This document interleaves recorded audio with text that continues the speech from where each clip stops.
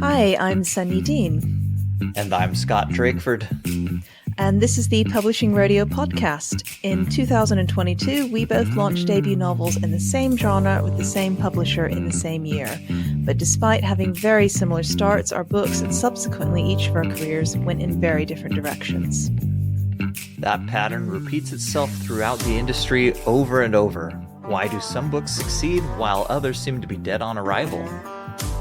In this podcast, we aim to answer these questions and many more, along with how to build and maintain an author career. Everyone signing a contract deserves to know what they're really signing up for. In an industry that loves its secrets, we'll be sharing real details from real people. We'll cover the gamut of life as a Big Five published author, from agents to publishing contracts, finances, and more. Welcome to Publishing Radio this week. We have with us Sam Missingham.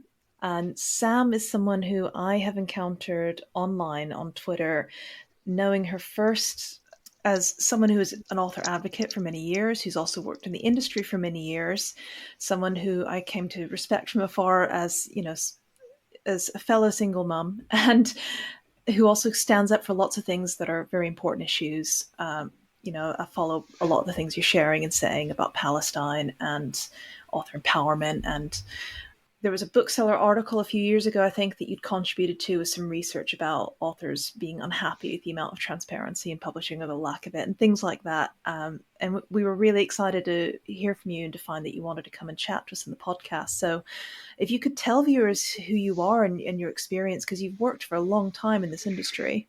Weirdly enough, not as long, seeing as I'm 53, probably not as long as most people who are 53 in the industry. So I actually started by working in magazines. So I have worked on all kinds of magazines, what we would call consumer magazines, but also B2B magazines as well. My role on those magazines has always been subscription strategy. So obviously magazines rely on revenue and also advertising revenue.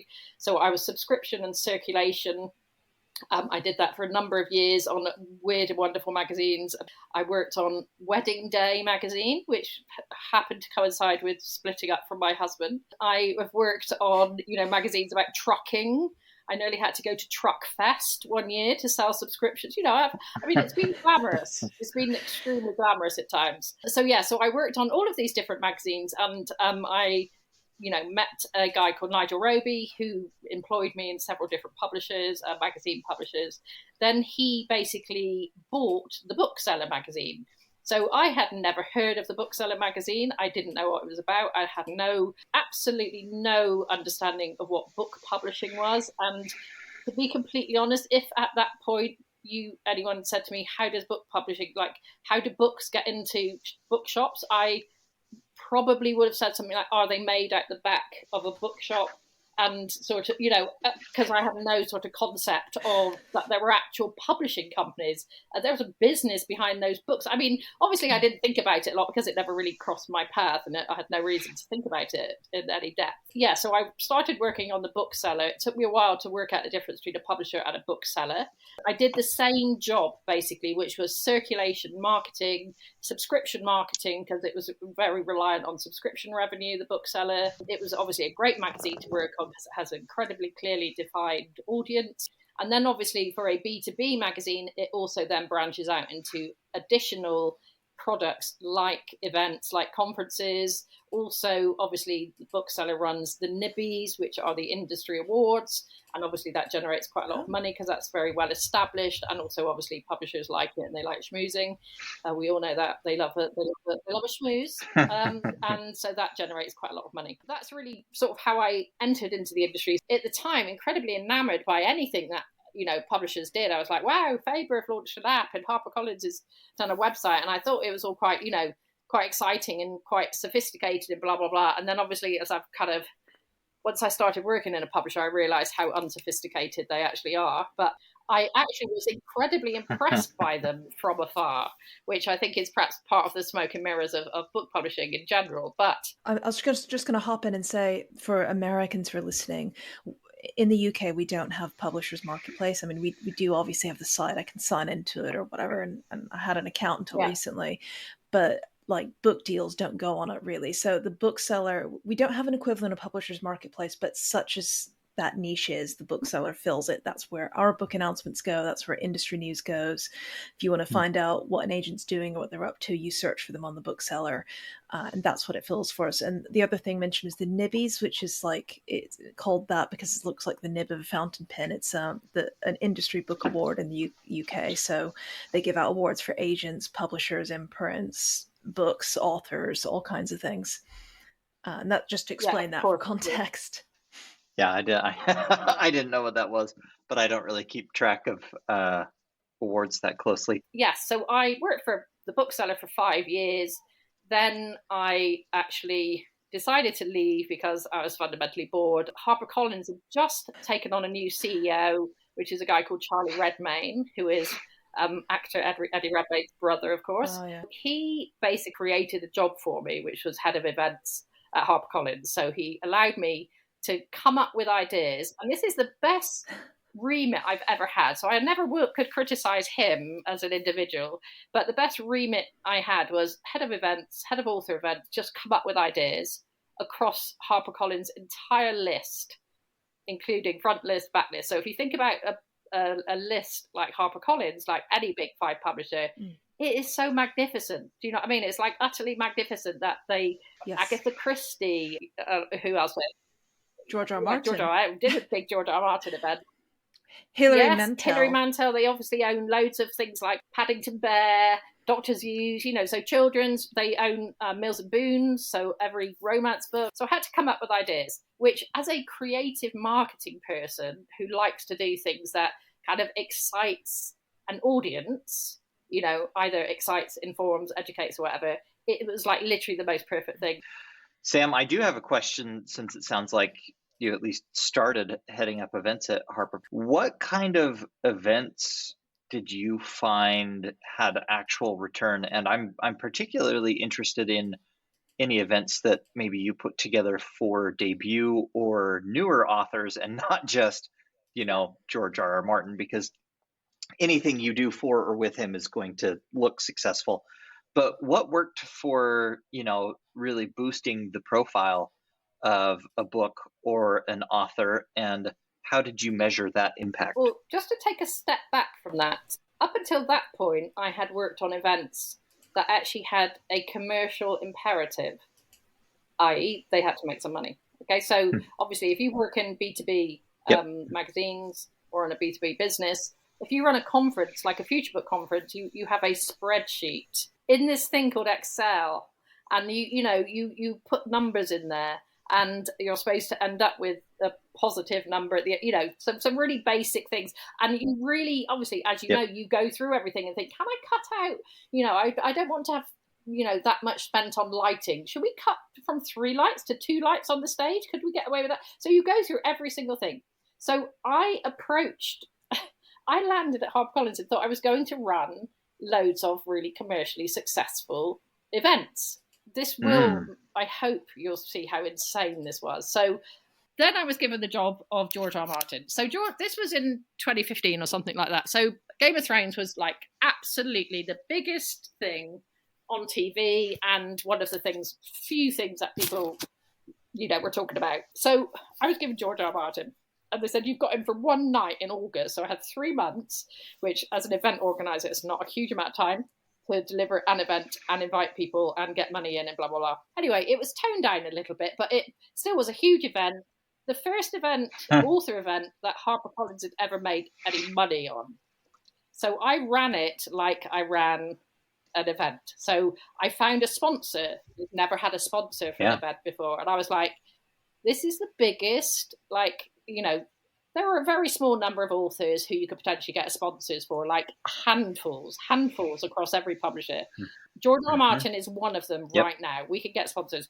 I got quite a sizable sponsorship deal, which they'd never even knew that they could do such a thing, and also didn't know kind of like, well, how does it work? What do we give them in return? Blah, blah, blah, blah, blah. So this is when I started to realize, this leads on to your question, is publishers run author events for publicity, and secondly, to sell books around publication. week so that they can get a bit, sort of either ahead of publication so they can get that kind of nice uplift for the first week to get into the charts. Those are the reasons to run an event. They don't want to make any money.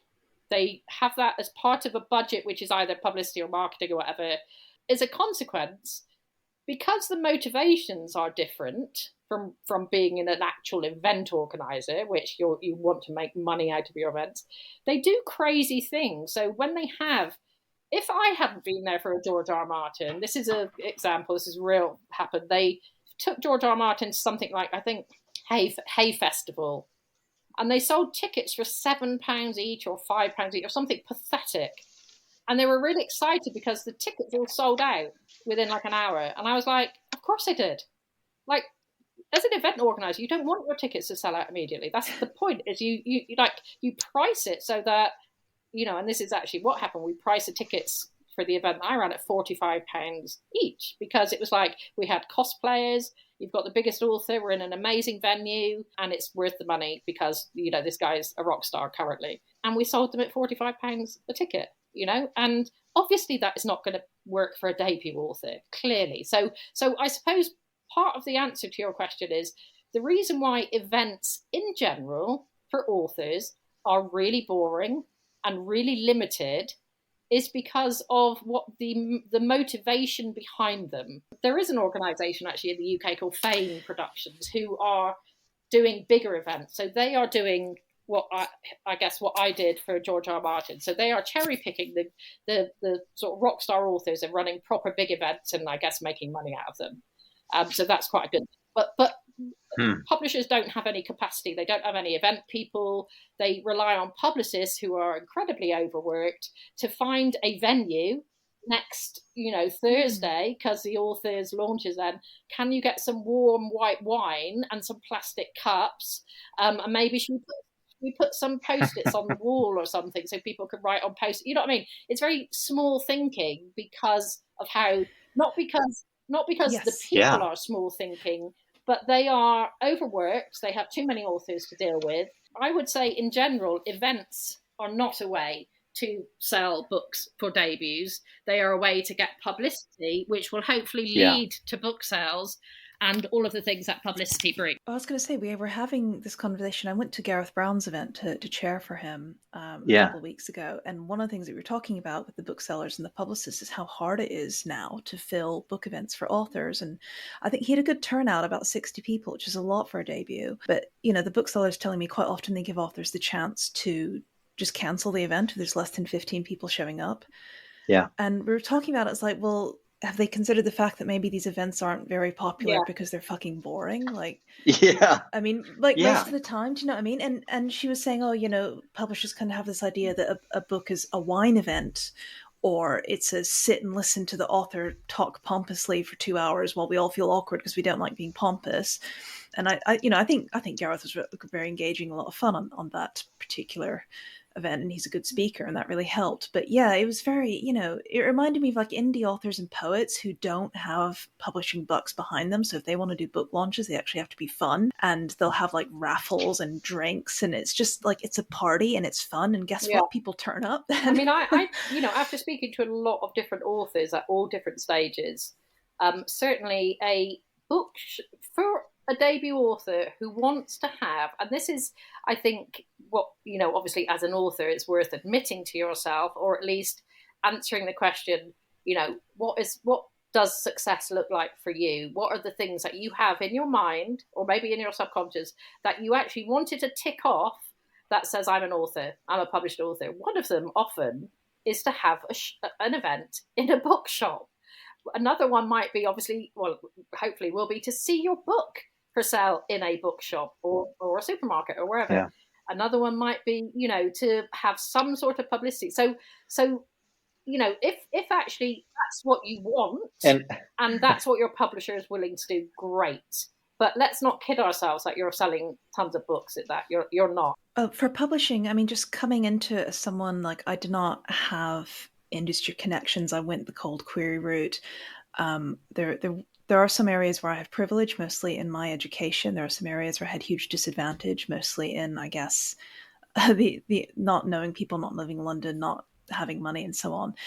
And there's a part of me that wants to believe that your connections in that don't matter. But the more that I see of trad, the more I feel like there is an element to which I guess class and connections do matter, although I don't want them to, because I feel like a lot of the events that we do in publishing for trad, there is much about introducing you to the right people and keeping you, if the right people like your book and push it, they can make it a success. And that seems to be a successful strategy for some authors. I just wondered if you had more insight on that particular area I mean, of the industry. I think the industry likes to pretend or, kid itself that that's not the case, that you have to have contacts and blah, blah, blah. And I absolutely think some authors go through the slush pile process. Of course, there are loads of examples of authors that have gone through this incredibly torturous process of being rejected by agent after agent after agent after agent, and then, out on submission,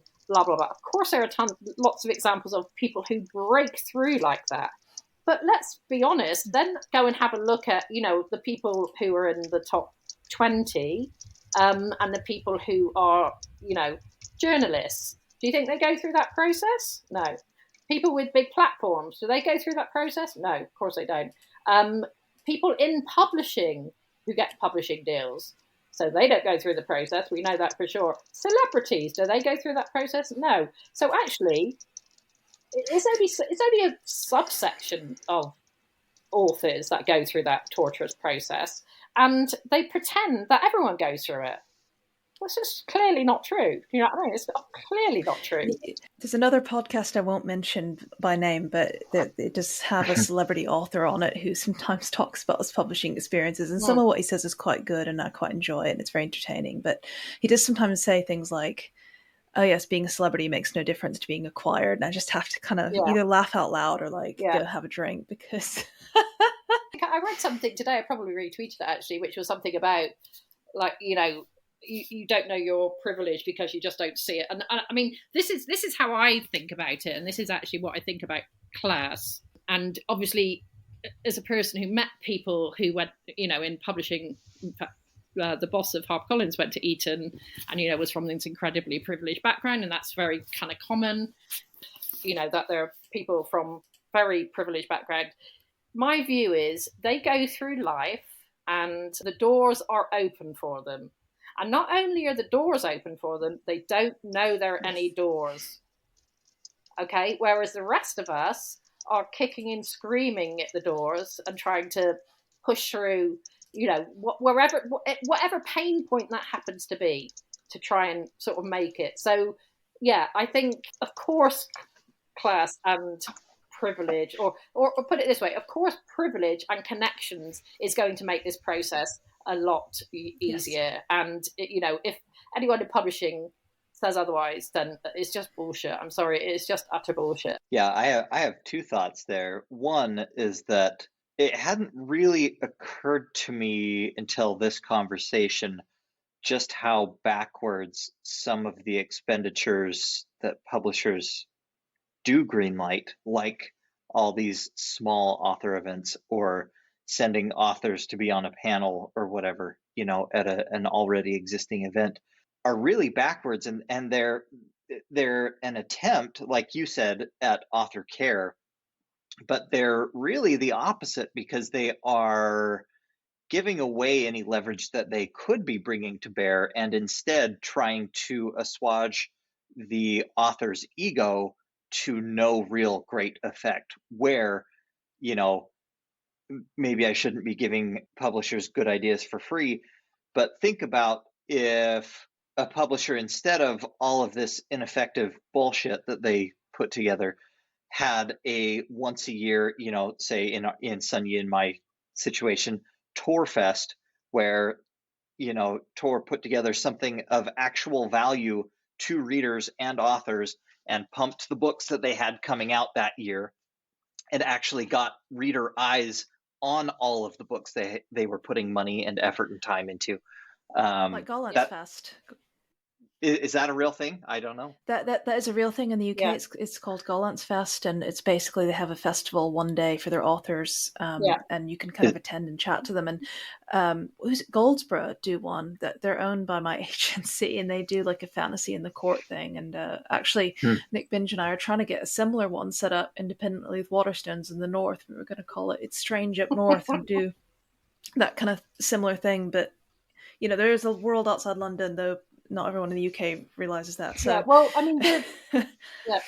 Sonia, you should definitely. No, I was going to Oh, say, I'm so sorry. Go ahead, absolutely, Sam. Suddenly do that, and I will completely help you and boost it in any way that I can. By the way, so definitely do it. And the thing is, okay. this is sort of, and not that I particularly want to talk about empowered author, but that is actually literally what the empowered author was motivated by, which is to give authors the ability to come up with ideas and do things on their own. So the example I would give, Mark Edwards, who is a crime author, he doesn't have launch events, so he's probably had 15 books out or 20 books out, something like that. He runs all of his launch events on Facebook.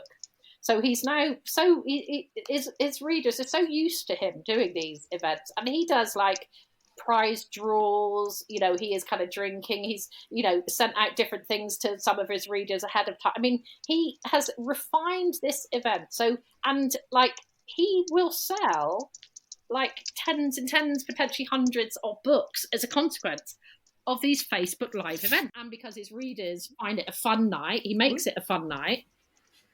Like, why would you go in a bookshop and have like the 25 friends that you've insisted come along who don't really want to, who, why would you do that if you can do something yourself? And like you said, it's sort of, I am absolutely all for authors joining forces, doing much more interesting events. And don't get me wrong, I think literary festivals absolutely have a place. They really do have a place. But when I look at things, and I suppose genre is probably guilty of this, and there's probably 15 crime festivals, for example, in the UK, maybe even more. You see kind of the same name of authors on there over and over again, and I think actually they just like going there and hanging out with their mates. You know what I mean? And to me, that is a perfectly valid reason for an author who might want to go to a festival. I think if you understand the motivation behind it, that's fine. But you are also not going to sell hundreds of books at a literary festival, even a big literary festival. So really, when you think of what's involved in getting there, especially for people like us who are single mums suddenly, and those sort of coordinating involved in trying to physically go somewhere for a night or 2 nights, what's the point if you're not going to sell tons of books or at least meet loads of your readers or potentially new readers? So, but I always feel like sci-fi and fantasy, they're sort of the cons that you have do seem to be quite successful for authors. Am I? I mean, so British Fantasy Con here, I think in the past they've had money troubles. We have insufficient people attending that I think sometimes costs are having to be heavily subsidized and attendance is not paying the way. A friend was telling me how he went abroad for like a book festival in a different country and found a very, very different atmosphere. People were really keen to be there, really long lines. It was really engaging. I've heard that from people going to Asia as well. So I think even though most of the festivals and cons are in the UK and US, I do think that there's an element where at least the way they run is a bit tired, just because of the format is very restrictive. And I think the way it facilitates discussion often feels stilted and a bit forced. And I don't know, it's just, I think they could do with a little bit. I think your biggest challenge is to make things engaging so that people want to go. Like, this is why if I ever do a book launch, because I didn't do one with my first book, I would just make sure it's fun, because I just think getting people to come is like the biggest challenge. Exactly. Getting them to show up. Yeah. And as a smaller author with nearly zero built-in audience, the idea of going to a bookshop and setting up for a signing or a reading or any sort of launch party that is my nightmare. Why would I do that? Host 10 of my family and nobody else shows up. It just doesn't make sense. It's a complete waste of time. That's what I think. It's it's to go back to obviously the self-published authors who obviously they certainly when they're more established, they can get their books in bookshops, but in general, they don't have their books in bookshops. They're only selling through, obviously, Amazon and other online retailers. So actually, they're cultivating all of their readership, their audience, their potential readership and their actual readership, and they are doing that all online. I'm just curious, and maybe this is a chance for you to pitch the empowered author. What's your role with these indie authors, and what does that look like? I'm also curious to know whether you work with trad authors as well, but mostly I want to hear about what you've done. Scott's not had a good experience with Publicist, I think. I am leading into that. Yep. No two authors are the same or have the same two issues or challenges, or, so obviously I have worked with business authors who really need to develop their platform as a business expert. I have worked with, as an author who came to one of our workshops who is an expert, runs a podcast on looking after houseplants, and had published with an indie press who didn't particularly do a great job with her, a book about caring for houseplants. So obviously that's a niche that requires a certain type of, and she required a certain type of thing to get to her readers. So there are no two authors that have come to me that said, actually, I basically have the same problem as that guy or that girl. Can you do the same thing that you did for them? It just doesn't work like that. So I would say marketing, in terms of the skills that I have, would be looking at an author's platform, looking at what they're currently doing. I mean, this is certainly something my partner Katie does as well, and she will look at all of the boring stuff as well, like keywords and metadata, your blurb on Amazon, your website, is that effective for you? And then give you a complete analysis. That's the marketing bit. The publicity bit is different, because the publicity bit is obviously about getting you exposure and interviews and blah, blah, blah. And again, a good publicist should very much respond to what you're trying to achieve, not just give you a kind of blanket, I know, half a dozen sci-fi, influencers who I'll approach. So, yeah, does that answer the question? It's sort of a bit random. Yeah, absolutely. And I'm curious, do you find the same activities are valuable for trad published authors? Do you work with any or many trad published? The one I just worked with was traditionally published. And I mean, again, well, this is something which has happened, is I have been approached, and very often I will speak to trad authors ahead of their first book coming out. So I would think probably, if I could say the absolute most value anyone could get from me would be to speak to me a year ahead of your first book coming out, and I will explain to you what should happen and what you could potentially do to get yourself in as strong a position as possible for your first book to come out. And what you can, because what you could ask of your publisher, so obviously you should have a marketing plan at some point, you should have a publicity plan, and then to go through with me and go, okay, this is what they're going to do, this is who they're going to approach, what could you do? So a good example being, if they're going to approach certain, influencers or fantasy or genre websites that, obviously talk about your genre, as an author, you could still potentially approach your local press, your local radio, your things that they're not necessarily going to do for you. Or indeed, you could go through every contact that you have in LinkedIn and think, okay, how could that person help me? They might have contacts or blah. Do you know what I mean? So actually, part of the issue is authors just don't know what to do. It's like they don't know where to start with these things. It's like, actually, it's a lot easier if someone like me says, okay, here are 5 things you can absolutely do that is not going to piss your publisher off. It's not going to step on their toes. It's, and you amplify everything that they do. So as an author, you feel like, okay, I'm doing something good here. I've set up my website. I've set up my author newsletter, whether that's a Substack or whatever. I have some sort of idea of what content I'm going to create, because obviously a good book marketer can work with you on that. And then even down to, I would say, there are, you could spend all kinds of time like going like this is an example. If you were a romance author and you lived in Surrey or whatever, wherever, and if someone's like, well, I don't really know, what could I actually do research that would be kind of useful that my publisher definitely won't do.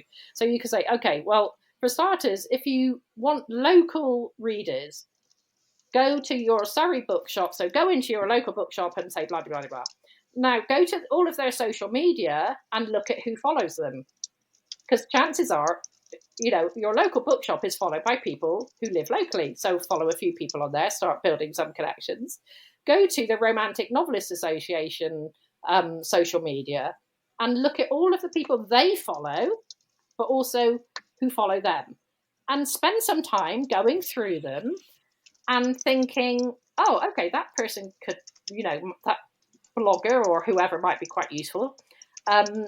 Go through a process of doing a bit of research for that, come up with 20 useful people that you might want to then go to their website, get their email address and potentially email them. There are all kinds of little tips and things that I feel like every publisher could tell their authors to go and do some of this kind of granular stuff that could be really useful. Like who talks about books in your local radio show, find their name, get their email address, email them, tell them you've got a book, you know what I mean? I do know, Sam. I know very well. So I'll tell you what it looked like from my perspective because I went through exactly this, right? And going back to your the discussion of class, that's a really interesting topic because I, especially when I was published and before, I quit to homeschool our children while my wife pursues her career more, I guess, frees her up to go into management. I was definitely what I and most people I think would consider a fairly privileged person, right? Like I had worked to a pretty solid spot in my corporate career. And I went through, and we talked before we went on air about what my, lead up to publication looked like, and that I could sense my own doom coming. And so I looked around for PR people, right? And most people in the industry said, yeah, it's not usually worth it. And I can't really recommend it. My own agent said, I can't really recommend it, but if you really want to do it, I do have some resources I can have you talk to. So I talked to legit PR people, that were all ex-industry, and had the right resume, etc., and who were for a fee more than happy to work with me, right? The cheapest that I encountered was $8,000 for a 12 to 16 week engagement prior to publication. And the more expensive end went to $16,000 for that same period, a 12 to 16 week period before launch. Now, the issue I encountered is that, one, from the author's perspective, all of these people have the right resume, etc., and I'm sure are helpful. But when I started asking questions like, okay, so, here's my situation with my publisher, here's the kind of deal I'm on, I'm not seeing anything coming from them, and I'm not getting any real answers. What can you do? Like, can you fill those gaps? I was looking for a concrete answer of, can you make up for what I'm not seeing from my publisher? And their answer was always like, well, we try really hard. It's like, okay, but like, you want 8,000 or in some instances $16,000. I could go buy a car for this, like. But also, should we think about you want a fuck ton of money, like you have to sell on a trad deal to get that $8,000. Yes, correct. About 8,000 copies. Yes. Yes. Yeah, and I've talked about it before on the podcast, so this isn't new, but I ended up going with someone who was very new to the freelance PR space and had been very deep in trad publishers, the ones that were relevant to my space, etc., and had done work with some authors who really blew up beyond what they should have. So I thought, okay, I found like a really great one to go with. But then what I found is that all of the efforts that they recommended and all of the info they provided, etc., was completely useless because it depended on at least a minimum level of buy-in from my publisher that I did not get.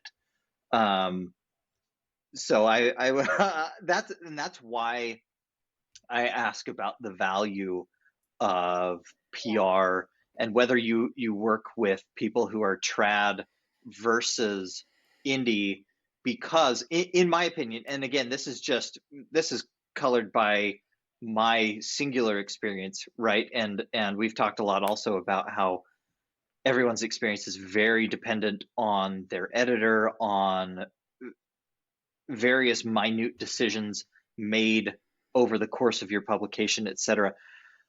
But it does seem like, from my perspective, that these kind of efforts and engaging with somebody like you is more effective if you are either indie and have some good indication of some good understanding of who your target market is, right? Because if you're indie, you have a high ROI on any given copy you sell, and you have pricing power, all that. Or in trad, it does seem like, you might be able to engage the services of somebody who's really knowledgeable, like yourself, and the people who are on the empowered author group and site for services. But there does seem to need to be that minimum buy-in from a publisher, and I still don't think there's an answer for that group that signs a deal and isn't destined for at least some amount of support. I would actually back that back to you, because ultimately, I think what is expected of traditionally published authors is not really that different in reality to what is expected, or what self-published authors do. So obviously, depending, especially if you're new. Yep. So obviously, if you're a brand name author, you get a great deal, and publishers are going to bend over backwards and they're going to buy posters on the underground and blah, blah, blah, blah, blah. Just to clarify the sort of difference from, of publicity and marketing. So publicity, a publicist role is to look after the author, to get you author events, and to get you press coverage and reviews. Yeah. So that's what a publicist will do for you. A marketing person will help you get to a point where you can send out your author newsletters, or they will do that for you potentially. I mean, it's not something I would advise necessarily. I think it's much better to be doing as much of it as yourself, that your website works for you, that your blurbs are right, that you, obviously, one of the things, obviously, indie authors will do is spend money on advertising, whether that's to send people directly to Amazon or to send people to your newsletter sign up so you can start building up your, all kind of subscriber list. So a marketing person will actually do practical things for you, but, and this is the thing that I think I probably talk to authors most frequently about, is that they are not short-term kind of successes. If you're building a newsletter, that will take you years to do. If you're building up your social media following to do it well and authentically, that will also take you years to do before you start seeing like significant returns on things. Obviously, people could go away, spend money on advertising, and that's a slightly different thing. But, the marketing is about building you, and this is certainly what, me and Katie both do, is about putting you in a strong position to have a career as a writer. So a publicist is about getting, literally getting you something in, a newspaper or in a trade, a genre specific site or whatever, or engage with a TikToker or a booktalker for one particular book, but it's kind of the moment, you know what I mean? And definitely also, all of those things do lead to your author brand. So obviously, if you get loads of coverage in all different places, people talk about you everywhere, perfect. But you still need your base as an author to take with you, to keep building your subscriber list, to keep engaging with your readers, and you take them with you wherever. So that's what I would say. And I think that's probably something a lot of authors kind of get mixed up. And if you are a new author, I would not recommend you getting a publicist, because it's not easy to get you events because you don't have any readers yet. You're not known. It's not easy to get you publicity. Every publicist that I know, they will say to authors, I will try my best. I'll do everything that I can. I can't make any promises to get publicity. The most established publicists in the world with the biggest authors, they can't guarantee coverage. Even for the biggest author, can't guarantee it because it's based on a journalist saying yes, or a reviewer or a previewer or whatever, they cannot guarantee that. Whereas marketing is about doing solid things that, you can do and that do have an outcome, and you build on them. That's what I would say is the difference between publicity. That's why I would not spend my money on publicity. It is a long game. We know this is not, very few authors are incredibly successful with their first book, even their second, even their third. All of those big name authors, the Ian Rankins and the Margaret Atwoods and whoever, they were at a time where they were publishing 5 to 10 books without really seeing any success before they then had their breakthrough book. So, again, that's part of what I think publishing should communicate to authors at the earliest stages. So actually keep writing, keep as focused as you can on writing. That's your best marketing tool, and the best thing for your readers is to keep putting great books out there, and in the time that you do have, doing things that are effective for your readers. Oh, that makes a lot of sense. Thank you. Could I ask you to plug yourself, Sam, actually, since we're talking about Empowered Author, and just tell people where they can find you and a little bit about what you do as our wrap up. Yes, I'm aware it's getting towards 10. So, if you're an author traditionally published or self-published, please find theempoweredauthor.com. You can sign up to a newsletter there, which I personally think is the best newsletter for authors.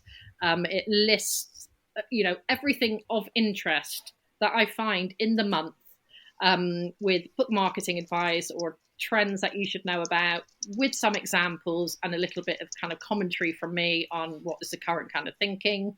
I think it's a really good free newsletter, so definitely get that. Find us on Facebook.